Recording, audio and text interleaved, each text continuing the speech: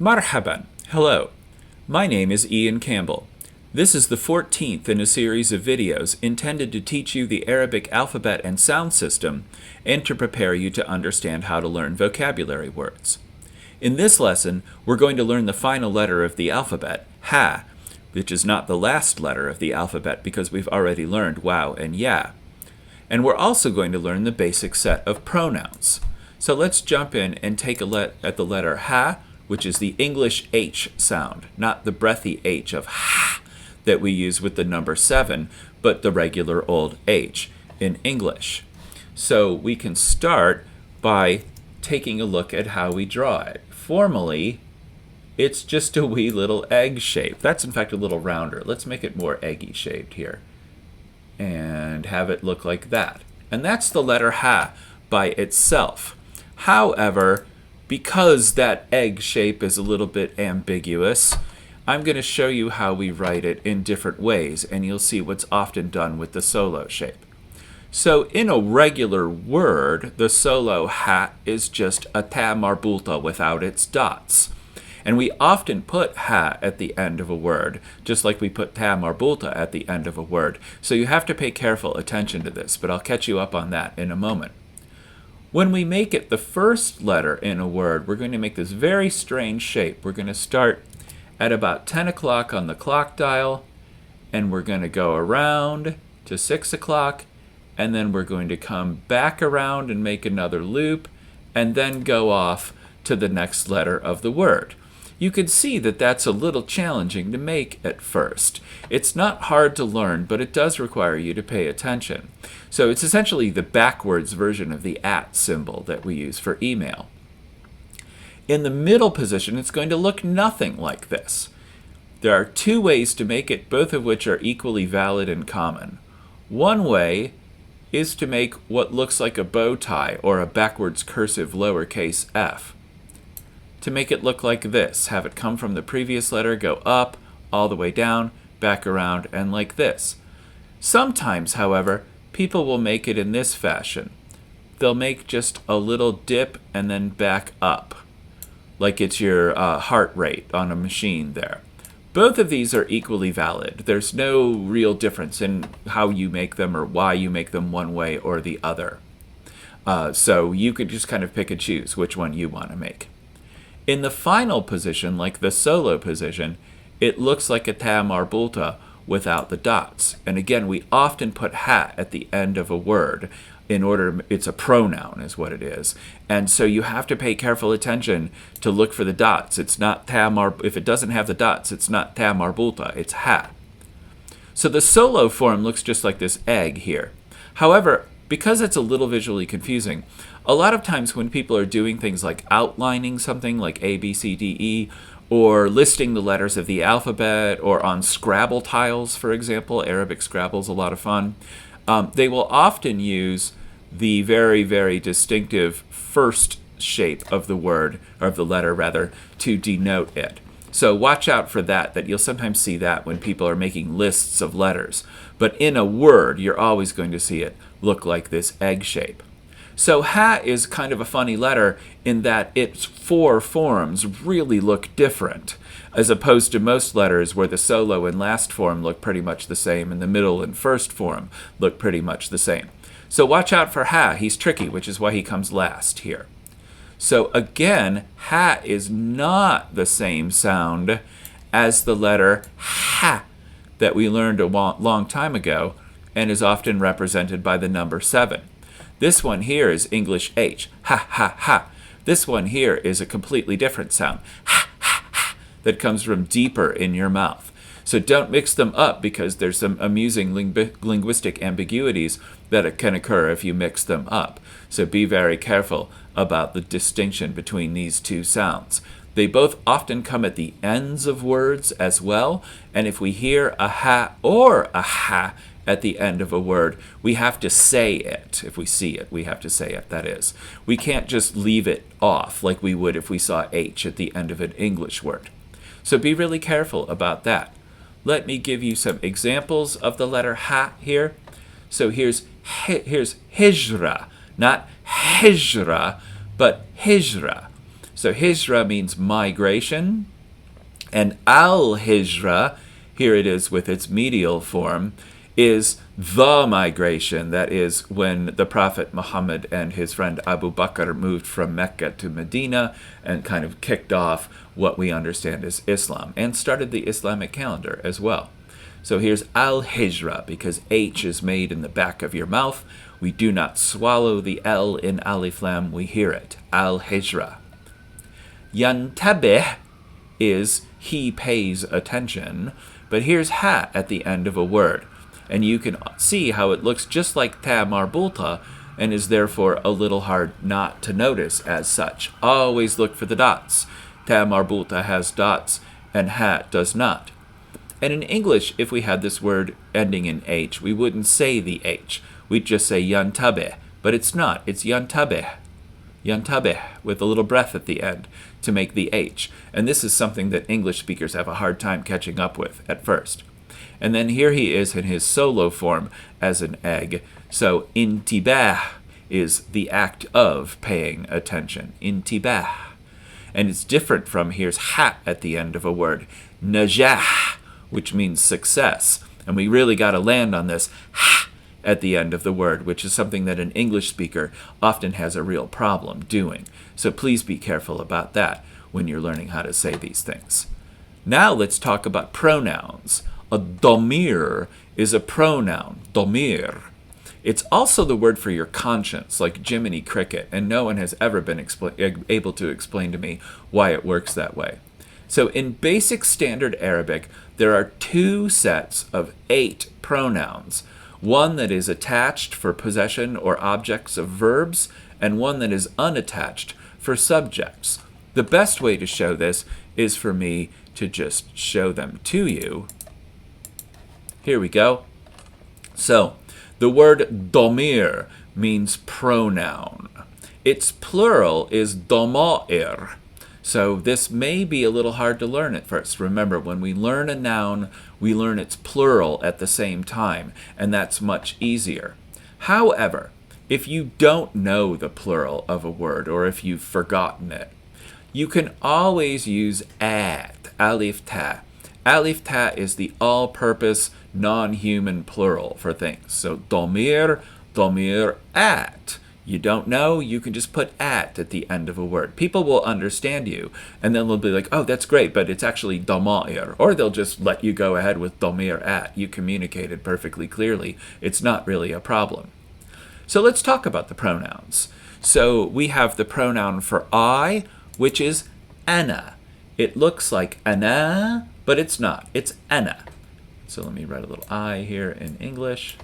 There we go. So ana is the subject pronoun. So I could say, for example, ana ustad. I'm a professor. We don't have an am in Arabic, or an is, or an are. We just roll with it. It's not that hard to learn. So ana is the word for I. But if I put it at the end of a word, it's going to turn into e.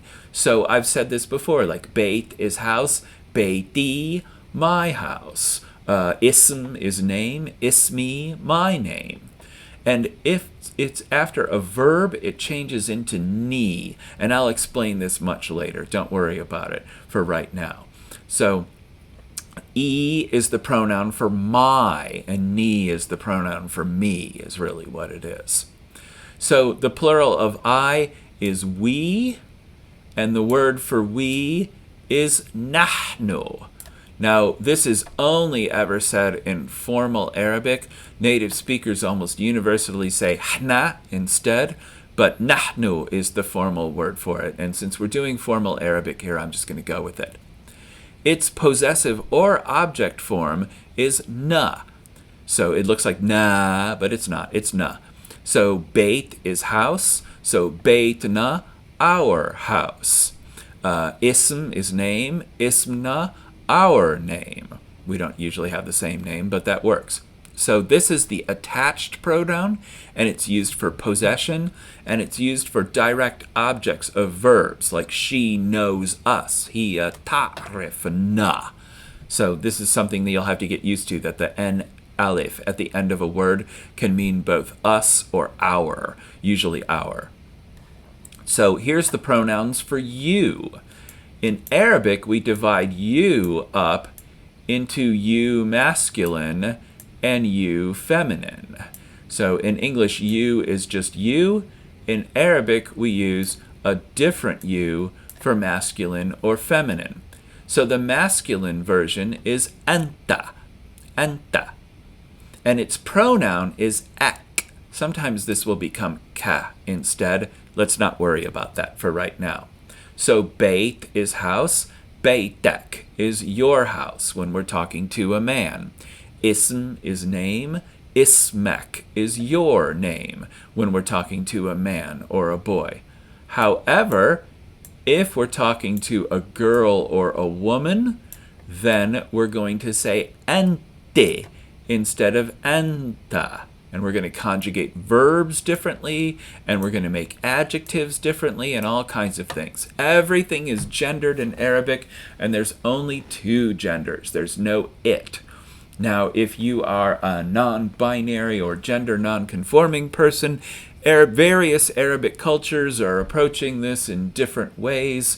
Sometimes with some hostility. There hasn't really been worked out a you that is neutral in gender yet. So my advice to you would just be pick one or the other for now. We also have a plural you, and I'm from Georgia, where we say y'all, and I'm going to stick with that. So y'all, let me make that a little better. So y'all is antum, plural you. And its pronoun form is kum. Oh, I missed rather. When we talk about you, feminine, we have to say ik. So if we're talking to a woman, your house is beitik. And if we're talking about someone's name, we're going to say ismik. So the plural form is antum for a subject pronoun, and its suffix form, its possessive, is kum. So beitikum, y'all's house. Ismkum, y'all's name. I probably should have picked a better example than name, since they all probably don't have the same name. But here we go. So antum is y'all, or you plural. And then kum is its suffix. So this isn't rocket science, but then it gets a little weird. So we have the word hoa. And hoa means he, if we're talking about a masculine person, a man or boy. But it can also mean it, if we're talking about a masculine object. So, for example, beit, house, is a masculine object. So if we need to refer to it as it, we're going to say hua, he, instead. If you've learned Spanish or French, this isn't a big deal because both Spanish and French do this all the time, give grammatical gender to what English speakers would think of as inanimate objects. So when we make the addable pronoun, the possessive or object pronoun, we're going to add our friend ha here and then make it ho. Sometimes it will become he, but don't worry about that right now. So beit is house, beitaho, his house, or its house if we're referring to a masculine object. Again, if you've learned Spanish or French or are acquainted with them, this won't really be that big of a deal. The pronoun hia, can mean she, if we're talking about a female person or animal, or it can mean it if we're talking about a feminine object. So for example, a ghurfa is a room, and that's grammatically feminine, so we're going to refer to it as hiya. And its suffix form is ha. It looks like ha, but it's not, it's just ha. And so for example, beitaha would be her house, ismaha, her name.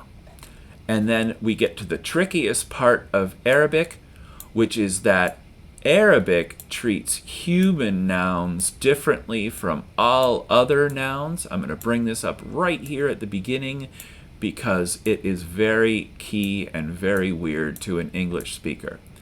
Only humans get to be truly plural in Arabic. Technically thinking beings. So angels and jinn, for example, get to count as human for these purposes. However, they don't exist, so we're not going to worry about them.